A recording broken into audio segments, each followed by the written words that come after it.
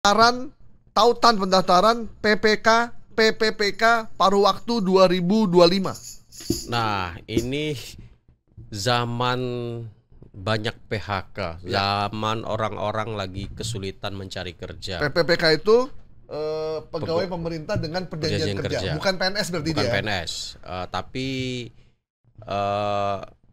mirip ya dengan PNS ya, walaupun dia ikatannya aja beda, perjanjiannya beda. Cuman berbeda. Ininya sama ya. Nah, dengan informasi ini, dengan kondisi dunia kerja kita yang sekarang, Bang, ini ibarat oase kan. Wah, ada penerimaan PPK nih, saatnya daftar gitu. Nah, ini beredar di Facebook lah gini semuanya. Facebook lah gini, semua Facebook loh, Nil. Dan 14 September kemarin itu narasinya kurang lebih seperti ini. Nama akunnya lowongan kerja. Nah, kalau akun ini sepertinya udah di take down atau memang udah dihapus gitu ya. Tadi pagi saya cek udah nggak ada. Tapi ini menarik, kita jadikan pembelajaran. Narasinya seperti ini. Pemerintah resmi membuka pendaftaran pegawai pemerintah dengan perjanjian kerja paruh waktu tahun 2025 untuk beberapa instansi. Nah, sampai Selasa kemarin itu yang mengunggah itu udah responnya sudah ratusan dan komentarnya sudah banyak juga, pada belasan. Nah, sebagai seorang jurnalis yang mencoba mengecek fakta, hal pertama yang saya lakukan adalah melihat dulu di instansi yang berwenang. Dalam hal ini BKN. Nah, biasanya jika BKN mengumumkan penerimaan pegawai baru PPK atau ASN, dia akan ada pengumuman terlebih dahulu. Bahkan pengumumannya bisa jadi dari Kementerian Keuangan dulu tuh, alokasi untuk pegawai baru 2026. Nah, karena itu harus dialokasinya dulu, baru kemudian dijalankan programnya. Nah, itu sama sekali nggak ada. Di BKN kita cek juga nggak ada. Tidak ada informasi sahih yang kita cek, baik di BKN, di Kementerian Keuangan, atau di Kemenko maupun di Istana, yang menyebut ada pembukaan PPK yang baru untuk 2025, Bang.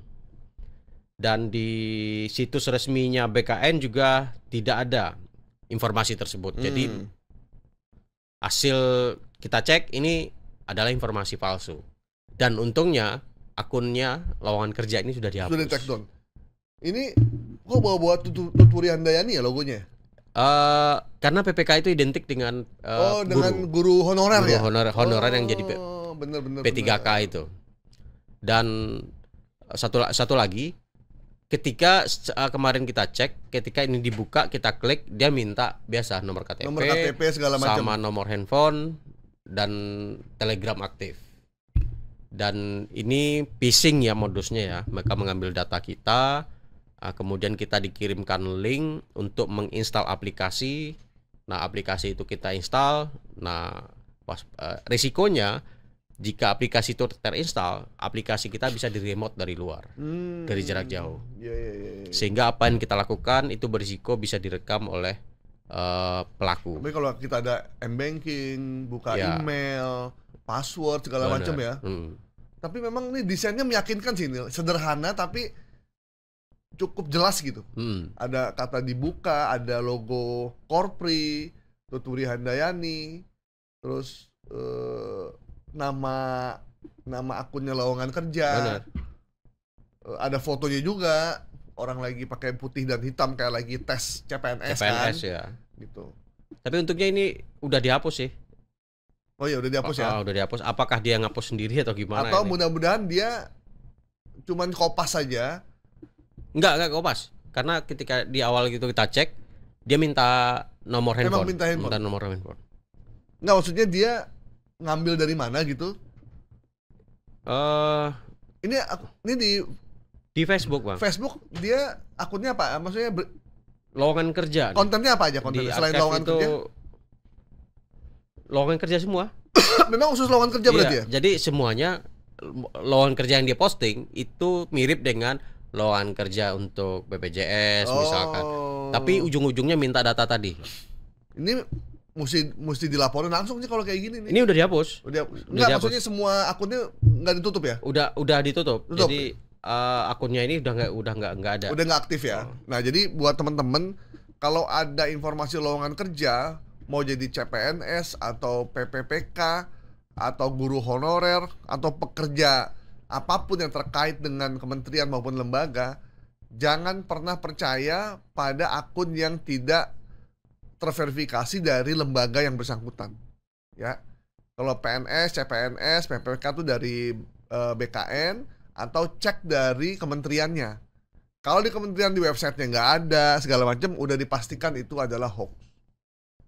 Apalagi akunnya lowongankerja.id, lowongan kerja 325, loker bro, gitu misalkan. Nah itu harap Anda cek and recheck. Kalau Anda tidak yakin, mendingan langsung bertanya aja.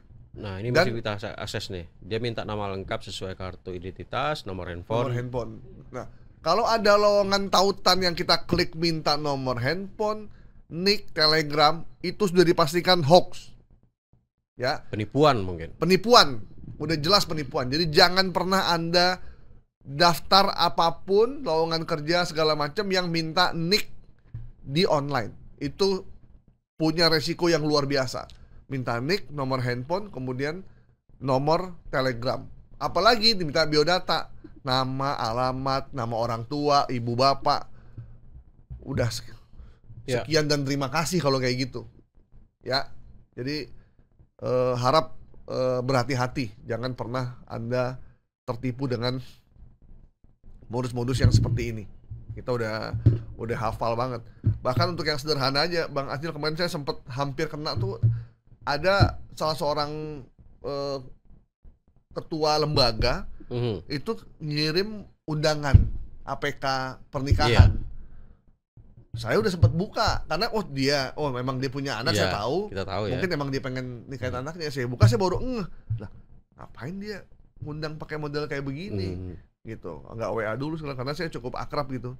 Tapi udah muter tuh, udah mau dibuka, akhirnya datanya saya matiin, terus jadi dia nggak jadi buka, gitu. Terhenti gitu. Nah, jadi kalau kita udah, tapi memang pada saat itu saya lagi nyetir Bang, jadi lagi nggak ngeh gitu kan, baru sadar loh ini APK nih, belum tentu dia juga, ya udah langsung datanya saya matiin. Jadi dia nggak jadi download. Biasanya kalau dari beberapa informasi yang kita peroleh, dia ngirimnya pagi Bang. Jadi kita bangun, buka handphone, nggak sadar itu adalah APK. Nah ketika itu terunduh tapi belum terinstall, itu masih bisa di-delete. Oh masih bisa di-delete? Masih di-delete karena belum kita install, baru diunduh aja.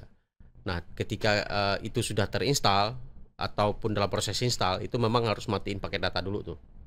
Nah kalau itu sudah terinstall, segera telepon M-Banking, itu dulu selamatin.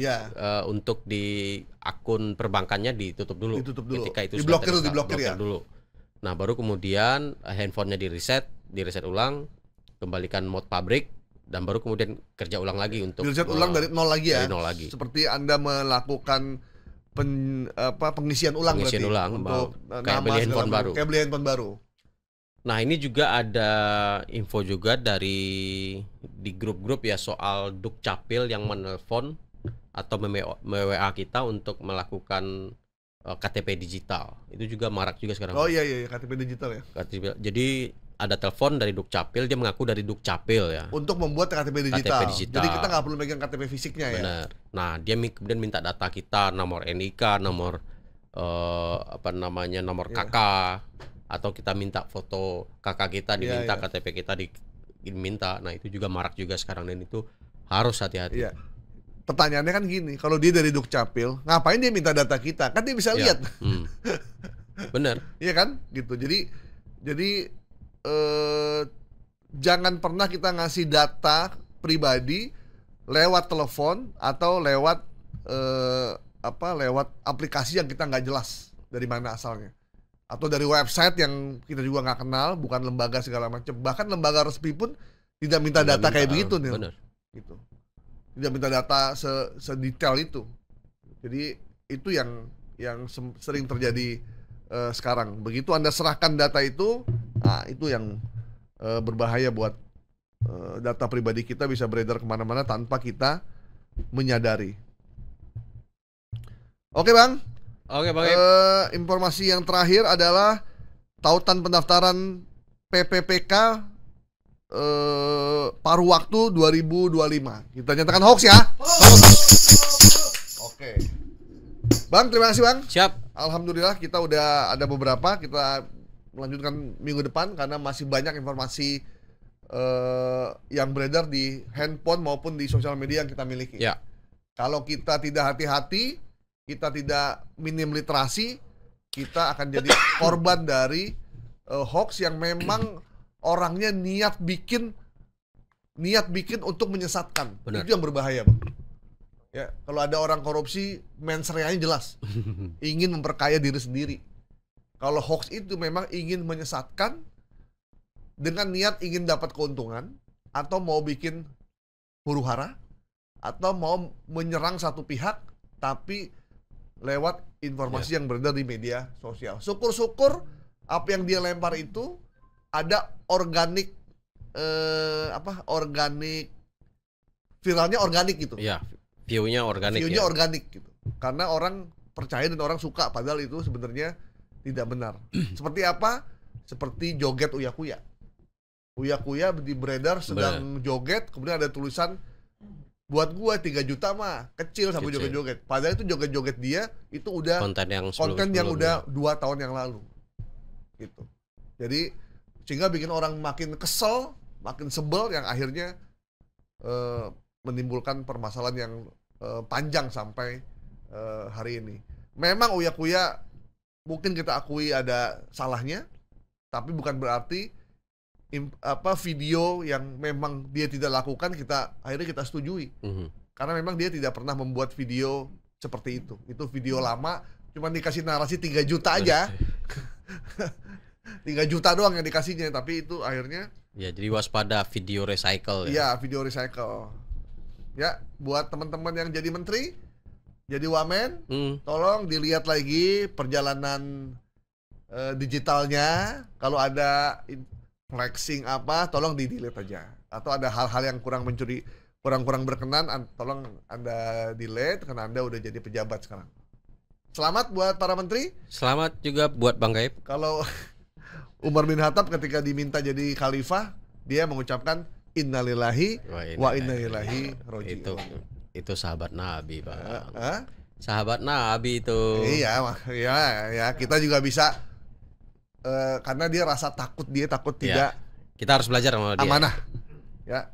Bukannya syukuran, bukan. Nasi kuning, nasi merah putih gitu. Tapi langsung innalillahi wa inna ilaihi raji'un. Takut tidak amanah karena sudah bersumpah atas nama Allah. Demi Allah, saya bersumpah. Udah bersumpah, Bang? Hah? Udah bersumpah? Bukan, ini menteri. Belajar. Demi Allah, ini belajar dulu nih. Saya bersumpah akan menjalankan amanah sebagai menteri atau wakil menteri dengan sebaik-baiknya. Tidak menerima imbalan apapun. Udah demi Allah pakai Al-Quran juga. Taat Undang-Undang 1945. Undang-Undang Dasar. Nah, ya. Selamat bekerja Bapak Menteri. Terima kasih Bang Asnil. Selamat bekerja Bapak Ketua Pangan dan Energi. Semoga kita dilirik oleh Badan Komunikasi pemerintah. Untuk menjadi staf ahli atau tenaga ahli gitu ya. Kita bisa bantu-bantu bongkar hoax gitu. Biar kita bisa ada kontribusi lah. Walaupun kita udah kontribusi juga nih buat negara, buat masyarakat. Tapi ya kalau mau dilirik ya boleh juga lah kita ya. Iya kan? Purkon gak usah kita ajak. Iya, gak usah. Dia calon PSSI. Oh iya, calon PSSI ya. Mau nyalon dia. Oke. Bang, thank you. Terima kasih Bang Gaib. Sampai ketemu lagi. Demikian teman-teman di Villa Tapi Hoax. Sampai jumpa minggu depan. Bye-bye.